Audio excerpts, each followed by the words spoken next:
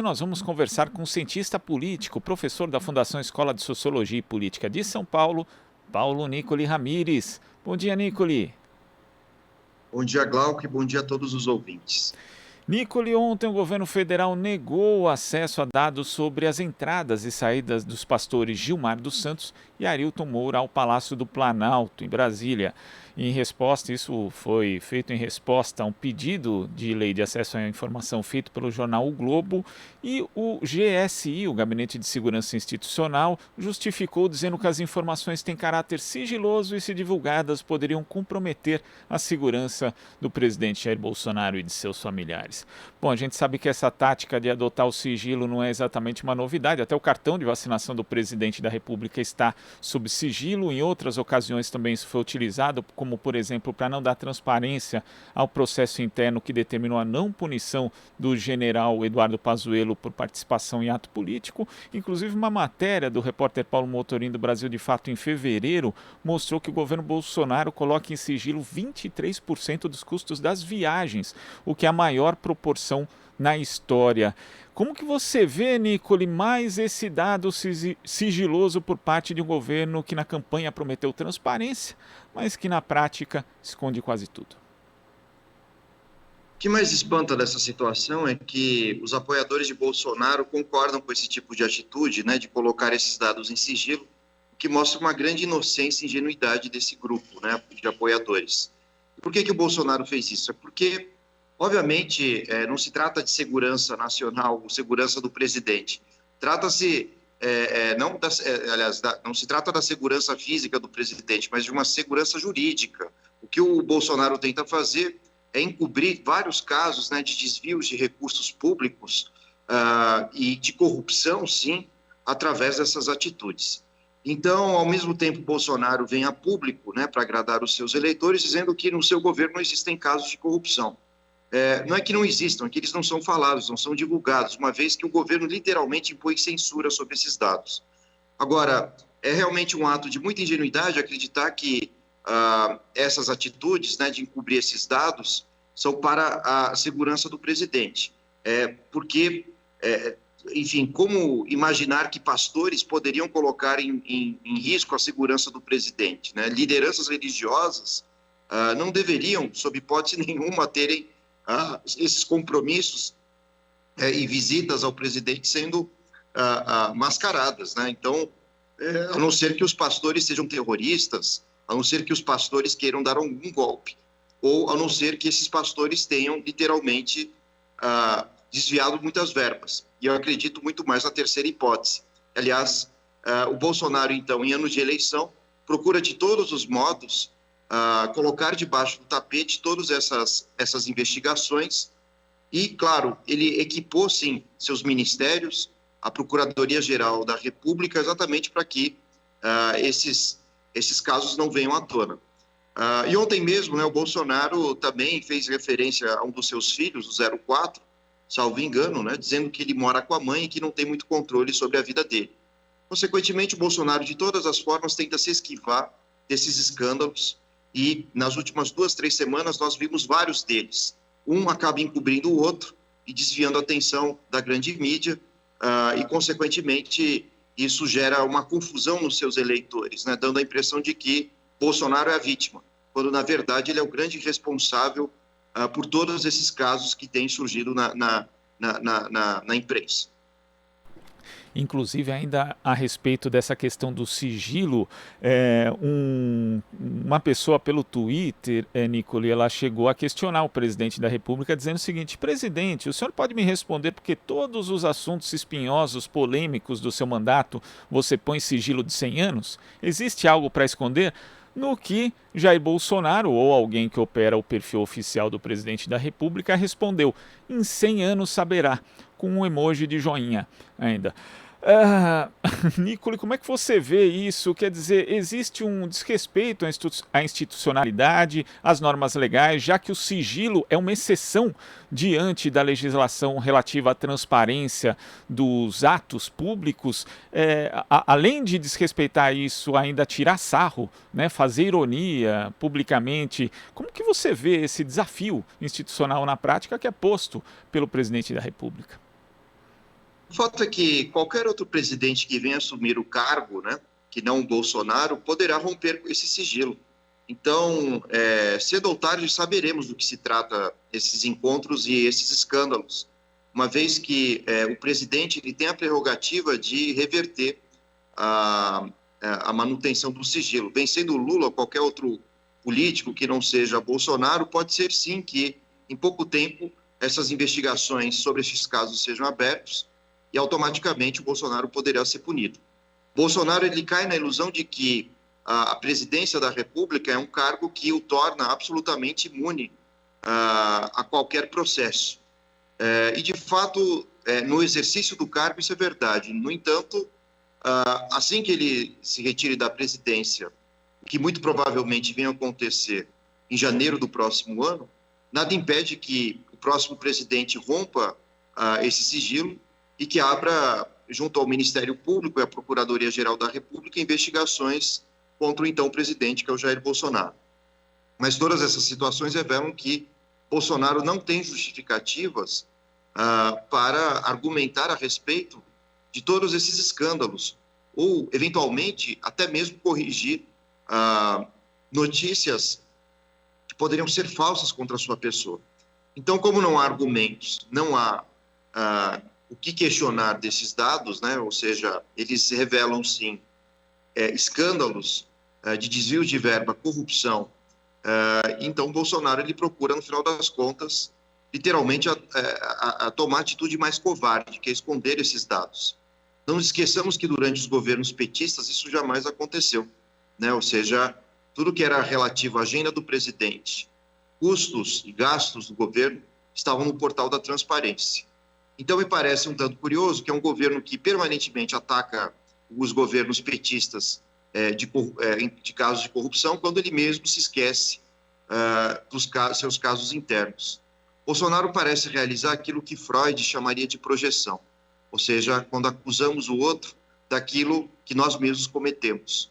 E no caso de Bolsonaro fica evidenciada a ideia de que o seu governo não é tão honesto como se pensa, e que há por trás das suas atitudes uma série de interesses que zelam por interesses privados também e que mostram a má gestão pública e o mau uso de recursos públicos. Por parte do presidente Jair Bolsonaro e também dos militares, né? A gente tem visto aí algumas suspeitas de superfaturamento, por exemplo, em relação à compra de Viagra, temos aí outras compras também que estão sob investigação. E ontem, Nicoli, um professor da Universidade Federal de Minas Gerais publicou o seguinte, Luiz Eduardo Delbem.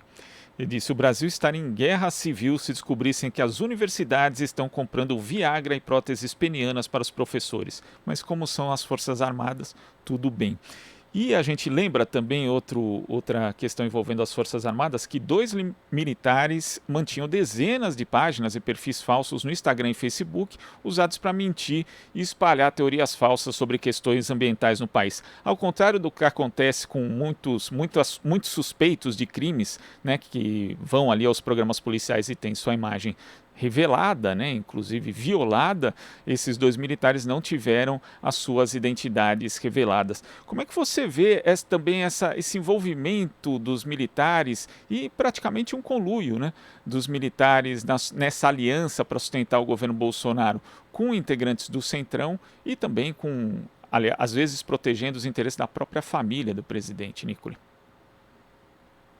Glauco, 4 anos atrás, quando o Bolsonaro foi candidato à presidência, com apoio do Exército, nós já discutíamos o quanto o Exército brasileiro ele é intelectualmente mal preparado e mal conhece os problemas do Brasil, exatamente por seguir doutrinas filosóficas e sociológicas já ultrapassadas, que é o positivismo. Agora, essa impotência intelectual já era esperada, mas a impotência sexual não, no caso, né? É impressionante a quantidade de produtos envolvendo questões libidinais compradas pelo Exército. Ontem mesmo o presidente Jair Bolsonaro tentou justificar a compra do Viagra, dizendo que ele serviria para combater hipertensão pulmonar. No entanto, ontem mesmo, acompanhando um jornalista da CNN, ele trouxe um dado interessante para a gente, CNN Brasil, que a hipertensão pulmonar é considerada pela OMS uma doença rara, que atinge um indivíduo a cada 250 mil. Bolsonaro comprou 35, ou as Forças Armadas Brasileiras compraram 35 mil comprimidos de Viagra. 35 mil vezes 250 mil pessoas, literalmente daria para abastecer uma população equivalente a 8 bilhões, 700 milhões de pessoas, mais ou menos, ou seja, de casos, melhor dizendo, né, de hipertensão pulmonar. Então, veja que é uma justificativa furada, mal argumentada, típica de um exército, forças armadas pouco instruídas, né, nesse cenário. E agora é necessário investigar por que esses remédios foram comprados, incluindo as próteses penianas. Será desvio, né, de recursos? Será que é para uma revenda? Será que alguém está lucrando com recursos públicos e revendendo esses produtos? Então, o Exército Brasileiro, literalmente, com estes casos, caiu em desgraça, mostrando que ele não é aquilo que se imaginava 4 anos atrás, ou seja, representando a imagem da honestidade e da defesa dos interesses nacionais. A atual gestão que administra o Exército, ela é literalmente fanfarrona, e os dados mostram isso, né, com compras superfaturadas de carne, de remédios desnecessários exatamente para atividade militar, ou mesmo próteses penianas. Há algo de estranho aqui nesse cenário, que precisa ser investigado. E Bolsonaro, mais uma vez, acuado, né, pelas suas forças militares e na tentativa de manter o apoio delas, ele dá qualquer tipo de justificativa. Então, de fato, nós vivemos nos últimos 4 anos literalmente um desencantamento em relação àquilo que se esperava das forças conservadoras. Os militares mostraram ser incompetentes na gestão dos recursos públicos, os líderes religiosos mostraram ser tão corruptos quanto os políticos que tanto criticavam nas gestões petistas, e, para piorar a história, nós vemos que a própria figura do Jair Bolsonaro, além de competente em termos de administração pública, sobretudo em relação à pandemia, às questões econômicas, à manutenção do emprego, do custo de vida da população brasileira, é um governo fisicamente impotente, junto com os militares, né? Esse trocadilho, ele serviria para resumir o que foi o governo Bolsonaro nos últimos 3, 4 anos. E, Nicole, ainda na arena política, nós tivemos ontem a divulgação de 2 pesquisas sobre as eleições presidenciais. Uma do Poder Data, feita por telefone, mostrando o Jair Bolsonaro um pouco mais próximo do ex-presidente Lula, que segue na liderança, e outra do Instituto Census, feita presencialmente, que é essa mostrando uma diferença mais confortável. Mas as duas, elas coincidem na mesma coisa. O terceiro colocado, ou a chamada terceira via, ou como querem falar agora, centro democrático, a gente sabe que centro democrático é um termo muito problemático aqui no Brasil, mas nenhuma delas chega a 2 dígitos, né? Pelo contrário, uma chega a 5, outra chega a 6. Na Poder Data, inclusive, José Maria Emael tem 1%, está no limite da margem de erro, empatado tecnicamente com o terceiro colocado. Isso evidencia que pode haver uma antecipação do primeiro turno, um afunilamento já no turno inicial entre Lula e Bolsonaro, Nicole? Essa é a tendência, exatamente. O que vai exigir de grupos opositores aos 2 candidatos uma tomada de postura muito drástica, sobretudo de Ciro Gomes, em relação à visão de centro-esquerda. Ciro Gomes tem a última possibilidade de salvar sua carreira política, apoiando o ex-presidente Lula. Caso contrário, tenderá a ter um ostracismo perpétuo na sua carreira política. A mesma questão se exige daqueles que chegaram a defender a existência de uma terceira via.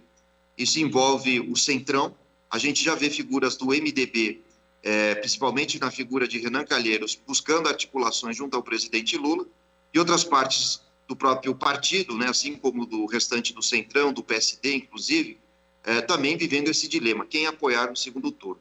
Agora, o que ficou evidenciado para a população brasileira e para a classe política é que Bolsonaro é antidemocrata, é antipolítica e, consequentemente, apoiá-lo terá um custo político futuro gigantesco, levando muitos partidos e políticos ao ostracismo igualmente.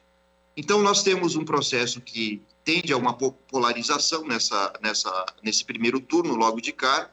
Dificilmente Ciro Gomes conseguirá subir nas pesquisas, a não ser que aconteça alguma coisa com Lula ou Bolsonaro, que é muito difícil, mas isso vai exigir um voto cada vez mais consciente, ou até mesmo o crescimento dos votos nulos e brancos, o que poderia favorecer ao ex-presidente Lula.